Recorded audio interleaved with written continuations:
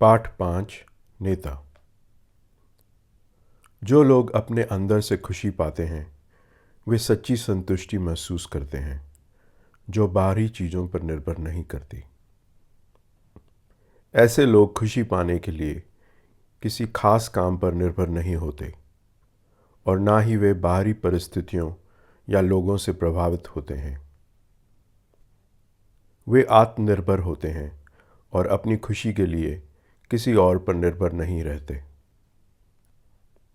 हमेशा दुनिया के भले के लिए काम करो, बिना किसी व्यक्तिगत लाभ की इच्छा किए।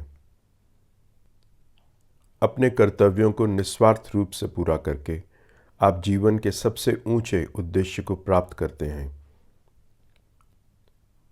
राजा जनक जैसे नेताओं का अनुसरण करो, जिन्होंने अपने कर्तव्यों को न केवल अपने लिए बल्कि दुनिया के लाभ के लिए भी पूरी निष्ठा से निभाया। अपने कामों से दूसरों की मदद करके आप अपने आसपास के लोगों को सही दिशा और प्रेरणा देते हैं। महान नेता ऐसे आदर्श स्थापित करते हैं जिनका अन्य लोग अनुसरण करते हैं।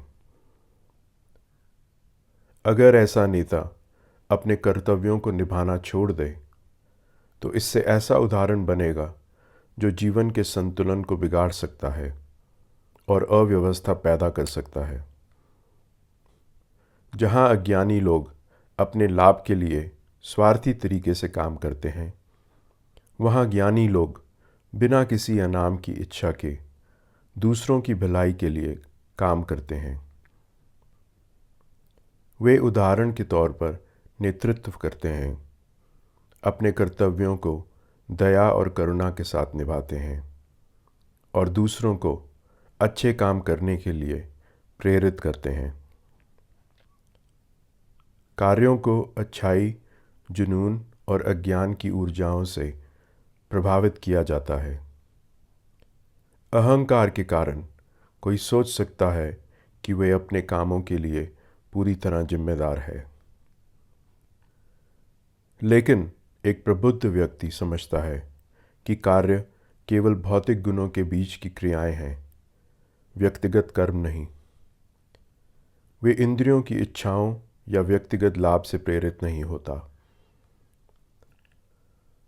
जो लोग काम की असली प्रकृति को नहीं समझते वे उसके परिणामों से जुड़े रहते हैं।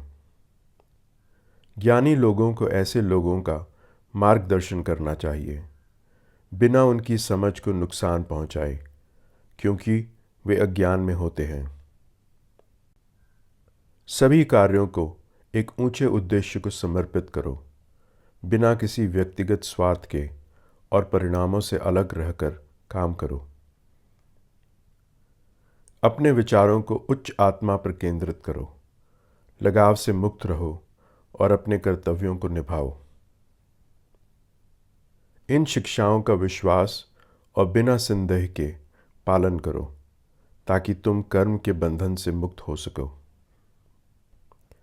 जो लोग अविश्वास के कारण इन शिक्षाओं को नहीं मानते वे भ्रमित होते हैं और अपनी असफलताओं के लिए खुद जिम्मेदार होते हैं। यहाँ तक कि ज्ञानी लोग भी अपनी स्वाभाविक प्रकृति के अनुसार काम करते हैं, जो भौतिक प्रकृति की 3 ऊर्जाओं से प्रभावित होती है। स्वाभाविक प्रवृत्तियों को दबाना कारगर नहीं है, इसके बजाय उन्हें समझना और सही ढंग से प्रबंधित करना महत्वपूर्ण है। आपकी इंद्रियां स्वाभाविक रूप से सुख की तलाश करती हैं और दुख से बचती हैं, लेकिन इन प्रवृत्तियों से शासित ना होना जरूरी है। इसके बजाय आत्म साक्षात्कार पर ध्यान दो, जो इन भावनाओं से परे है। अपने खुद के कर्तव्यों को अधूरा निभाना बेहतर है, बजाय इसके कि आप किसी और के कर्तव्यों को पूरी तरह निभाओ।